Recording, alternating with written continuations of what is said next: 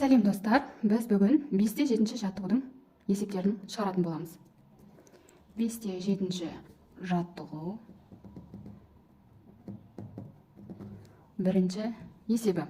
Бірінші есебінде бізге ұзындық берген 4,5 метр, биіктік 1,5 метр және массасы 30 кг дене және күш берілген 20 ньютон.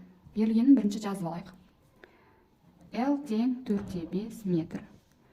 H биіктік тең 1,5 метр. Масса берілген 30 кг. Және бізге күш берілген 20 ньютон.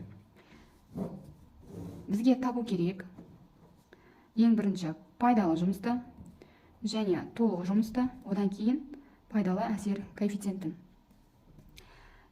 Енді бізге алдыңғы сабақтардан белгілі пайдалы әсер коэффициентінің формуласын жазып алайық.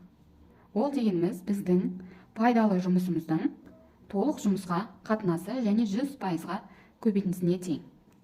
Бұл үшін бізге бірінші пайдалы жұмысты тауып алуымыз керек, екінші толық жұмысты тауып алуымыз керек. Пайдалы жұмысты тауып алайық. Пайдалы жұмыс ол дегеніміз mgh.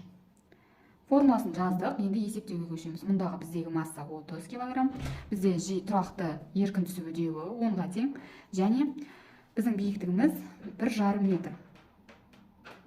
Барлығын көбейтейік. Бізде барлығын көбейткенде 450 джоуль шығады.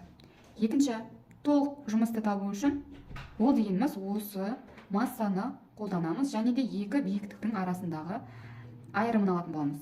mgh2 минус h1 тең, массамыз 30-ға тең, еркін түсу үдеуі 10-ға тең, және біз 4,5 азайтылған 1,5 дейміз.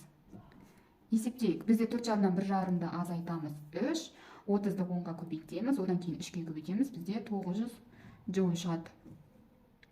900 джоуль шығады. Енді біз екі жұмысты тауып алдық, пайдалы әсер коэффициентін есептейміз.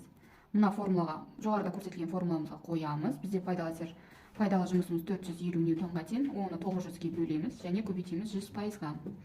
Сонда бізде шығады 450-ді 9-ға бөлеміз, 100-ге көбейтсек 50%.